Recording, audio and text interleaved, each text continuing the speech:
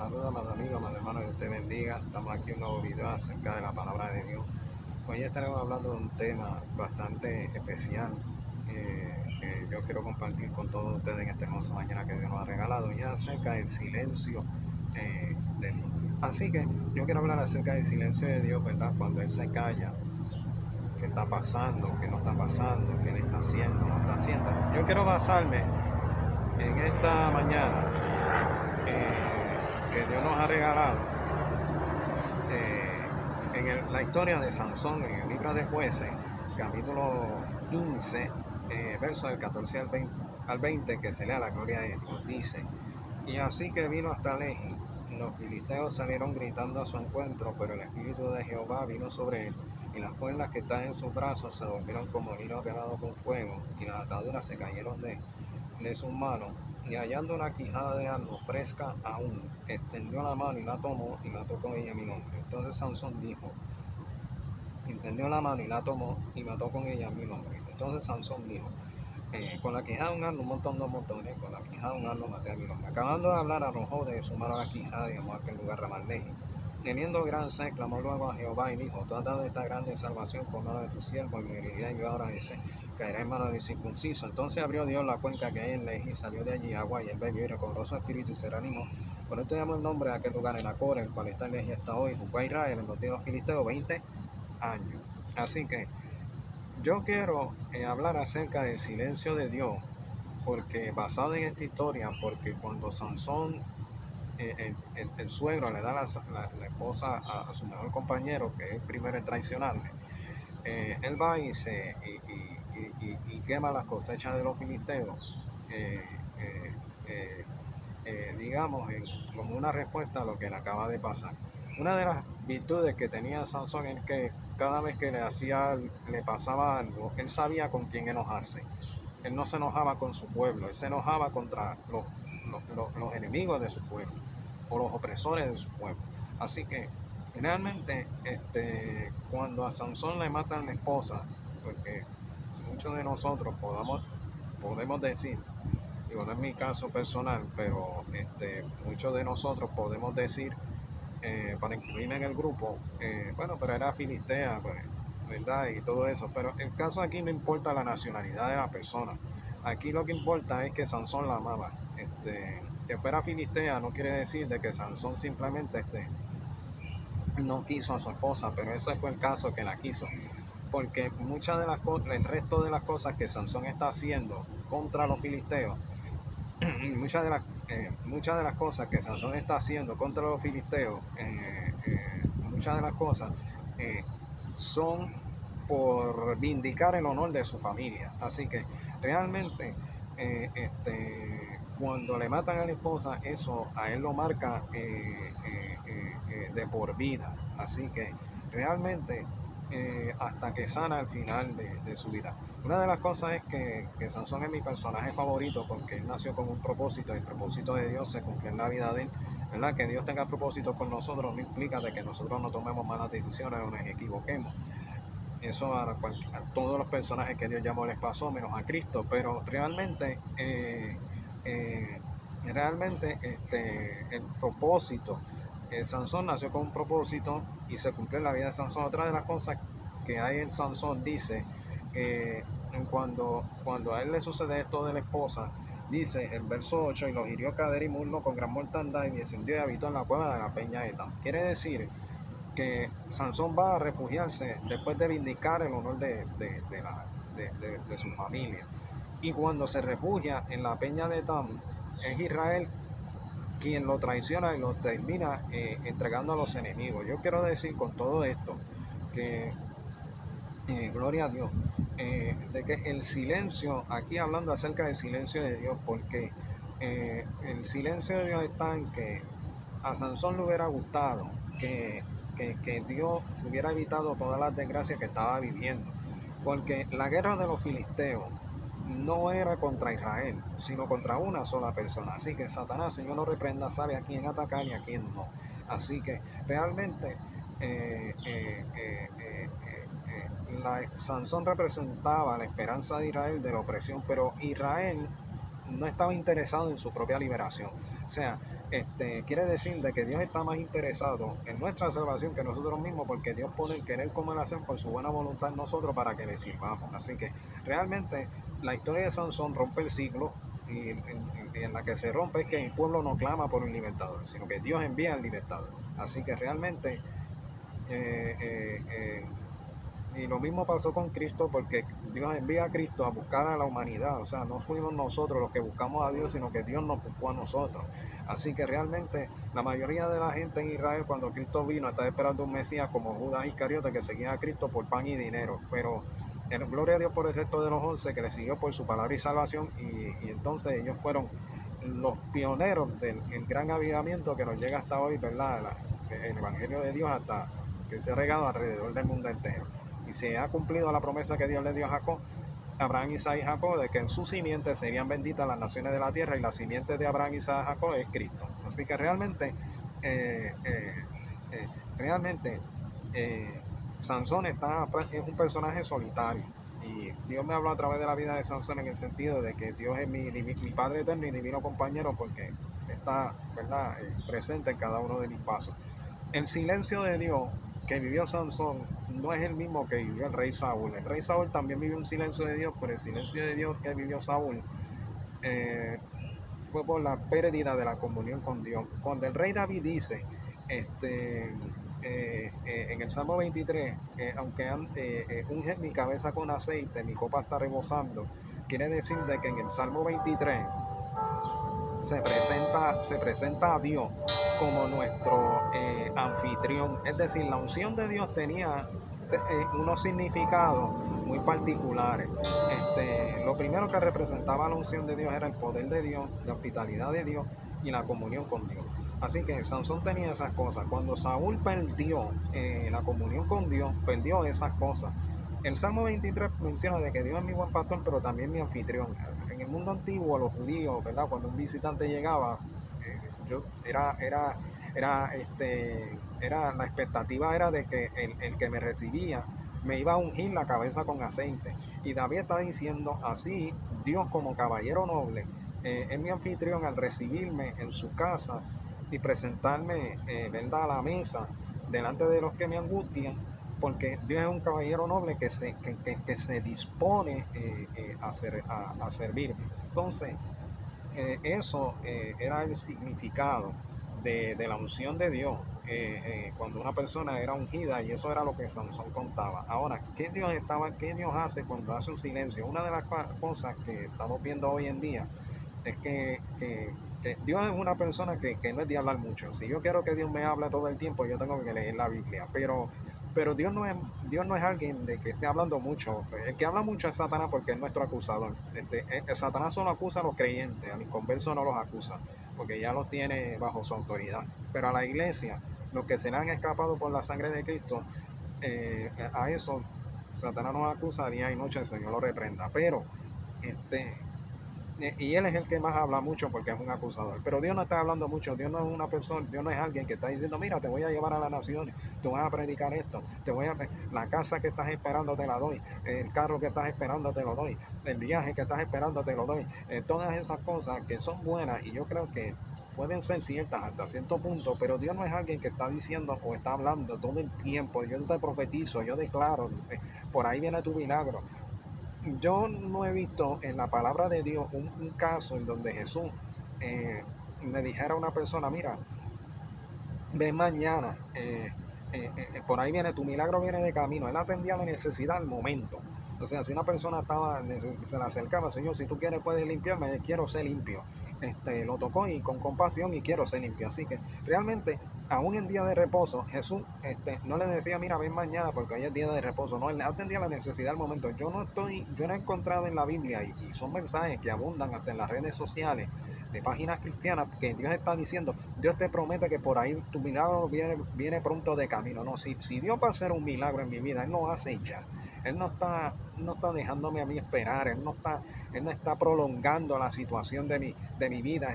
Si Dios va a obrar, Él obra. O sea, Él no aligera mis deberes, Él me los quita. Él me quita la carga, no me la aligera. Él me quita la carga. La Biblia dice, echando nuestra ansiedad sobre Él, no aligerando nuestra ansiedad. no haciendo nuestra ansiedad como si no doliera, porque si duele, duele. O sea, y él dice, echando nuestra ansiedad sobre él, porque él tiene cuidado de vosotros. Es decir, yo puedo echar mi ansiedad sobre Dios, porque a Dios yo le importo. O sea, yo no estoy desahogándome con una persona que mi vida no le importa, porque estoy desahogándome entonces con la persona equivocada. O sea, realmente yo me desahogo con alguien que yo sé que mi dolor, mi situación, o mi alegría, mi gozo y mi buena noticia le van a importar y le van a alegrar. Porque una persona que no le va a alegrar que a mí me vaya bien en la vida, pues yo no le comparto las cosas. O sea, realmente eh, eh, eh, eh, Dios no es así, Dios no está así, yo declaro, yo decreto y qué sé yo, y decláralo. Y no, la forma que Jesús dejó en el Padre Nuestro es que hágase tu voluntad como en el cielo, así también en la tierra. Es decir, porque Dios sabe cuándo, cómo y dónde y en qué tiempo nosotros podemos recibir la bendición. Porque una bendición fuera de tiempo, fuera de que nosotros estemos preparados para recibirla, nosotros la vamos a derrochar. Y eso fue lo que pasó con Saúl, que Saúl recibió la bendición de un reino. Saúl era pequeño, Saúl era de la tribu más pequeña de Israel, y cuando fue exaltado y fue puesto por cabeza de rey de Israel, entonces se dañó. Entonces, pues no estaba preparado para recibir el reino. Pero el pueblo estaba desesperado en recibir un rey porque quería un rey y no quería, y no quería que Dios lo siguiera gobernando, sino que querían ser como otras naciones. Por la prisa pusieron a Saúl y él no estaba preparado para ser rey. Pero como el pueblo quería un rey, pues Dios le contestó esa petición. Y hay veces que Dios nos da cosas en su soberanía que no estamos preparados para recibir, pero son nos dan una lección, porque hay veces que Dios le dio la advertencia al pueblo, ¿verdad? A Israel de cómo iba a ser el rey, pero él hizo caso omiso de la advertencia y dijo, no pon rey, pues está bien, voy a poner rey. Entonces cuando vino el rey y aprendieron la lección a la mala, pues entonces Israel como que cogió cabeza. Y hay veces que de alguna manera uno tiene que aprender, así que realmente y todas estas cosas, la unción y la comunión y la hospitalidad y el poder de Dios estaban en la vida de Sansón. Dice la Biblia de que cuando Dios interrumpe su silencio o su aparente inacción, de que parece que no está obrando, porque toda la vida de Sansón parece ser una cadena de acontecimientos que desfavorecen a su vida personal, y la esposa se la queman, porque no es todo cómo murió, no es todo que la asesinaran, sino cómo la asesinaron. Gloria a Dios, y todo eso repercute en la vida de Sansón, y lo afecta emocionalmente y psicológicamente. No lo dice la Biblia, pero es algo que uno puede intuir. Si a uno le matan de esa manera a una esposa que uno quiere, yo no me voy a hacer el indiferente. O sea, eso a mí me va a marcar durante el resto de mi vida. Y será una cicatriz cuando sane, que yo, muy profunda, que yo se convertirá en un testimonio de esperanza para otros. Pero eso es un proceso, la sanidad es un proceso a veces. Entonces, eh, la Biblia dice de que Dios rompió la inacción cuando los filisteos salieron gritando a su encuentro contentos. Por fin, ahora lo tenemos. Dice que el Espíritu de Dios interrumpe en la vida de Sansón, en la historia de Sansón, en la vida, le da la fuerza y con una quijada de asno vence a sus enemigos. Esto fue una gran humillación para los filisteos, porque él usó un pedazo de hueso para vencer a un ejército entero de 1000 soldados. Así que y hay que tener en cuenta que para este contexto Israel no estaba desarrollado militarmente. Los filisteos tenían armas de hierro, pero los hebreos no. Aún para el tiempo de Saúl dice que solamente Saúl y Jonathan tenían armaduras de hierro. Y dice la Biblia en el capítulo 13 de Primera de Samuel, o del primer libro de Samuel, que Israel, los soldados israelitas iban a los filisteos para afilar las herramientas de trabajo y todo eso, porque no tenían herreros. O sea, Israel, y solamente Saúl y Jonathan tenían armas de hierro. Así que realmente Israel estaba atrasado militarmente, los filisteos no. Por eso la opresión se prolongó tanto en ese sentido. Y por la falta y por la apatía de Israel, pues ellos no querían adelantarse ni tener vías comerciales, ni tener contacto con otros pueblos. Y eso es lo que hace la apatía y la indiferencia, que te da igual como está tu vida espiritual. Entonces, y Dios fue a Israel a levantar para que enviaran a Sansón para provocar un avivamiento. O sea, realmente Dios está siempre pendiente no solo de Sansón, sino del pueblo de Israel. Así que Sansón vence al ejército y obviamente termina exhausto por la batalla que tuvo, terminó con una gran sed. Y una de las particularidades que a mí me encanta de Sansón es que Dios contestaba, como mencionaba en un video de acción de gracia del año pasado, que Dios contesta la oración de Sansón al instante. Y dice que Sansón le dio la gloria a Dios. O sea, Sansón le dijo, tú has dado esta grande salvación por mano de tu siervo. O sea, Sansón dice, la razón de esta grande victoria que yo he tenido, de que yo solo he hecho, derrotado a un ejército entero, no ha sido por mí, sino porque tú me has, sí, porque tú has hecho, porque tú me has dado esta grande salvación por mano de tu siervo, o sea, porque tú has hecho estas cosas a través de mí. Yo he sido un instrumento, pero la gloria es tuya, porque tú eres el que me das la fuerza para haber vencido. Pero Sansón está consciente de que a pesar de que el enemigo, aunque derrotado, sigue siendo una amenaza, porque dice, entonces yo voy a caer en manos de mis enemigos ahora, no me dejes, Señor, caer en manos de mis enemigos. Y lo lindo de la historia es que Dios abrió la cuenca y salió agua y dice que él bebió y se reanimó. Y dice que ya cambió el nombre de la historia. Dice la fuente de aquel que clamó. Y entonces Sansón se encontró con su llamado, encontró el propósito para el cual había nacido. Y dice que jugó Israel 20 años. Muchas de las veces, a veces en las iglesias, la gente está como que hostigando a uno sobre el propósito. Israel estaba, los padres de Sansón estaban igual, pero ¿por qué te vas a fijar en una filistea si aquí no faltan mujeres aquí? ¿Por qué te vas a casar con esa? Si Dios no te llamó para eso, al contrario, Dios te mandó a nacer aquí para que tú fueras nuestro libertador. O sea, imagínense la presión de que Sansón antes de nacer ya tenía la presión porque cuando nadie dice nada de ti antes de nacer, pues tú no cargas con esa presión, pero cuando tú naces con un propósito y todo el mundo lo sabe menos tú, porque no has nacido todavía ni has crecido, eso es la presión con la que creció Sansón. Y a veces dentro de las iglesias, pues las personas que hemos nacido así, pues pasamos por eso. Realmente, eh, cuando Dios obra en el corazón y en la vida de Sansón, Sansón comenzó a actuar conforme al propósito de Dios, porque cuando es Dios que es el que hace y el que obra, Él sabe cómo obrar en nuestra vida. Él es un buen psicólogo cuando quiere obrar en nuestra vida y que nos amoldemos a su voluntad. Él sabe cómo obrar en nuestra vida y en nuestra mente. Así que realmente, en cuanto a la fuente de aquel que clamó, yo me acuerdo de una historia y una anécdota que decía que había un jugador que era muy perezoso.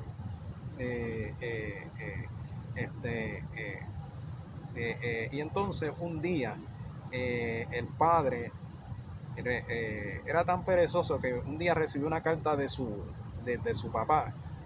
eh, eh, este, eh, y era tan perezoso que el entrenador le dijo, mira, te llegó una carta de tu papá. Y el jugador le dijo, ábramela y léamela.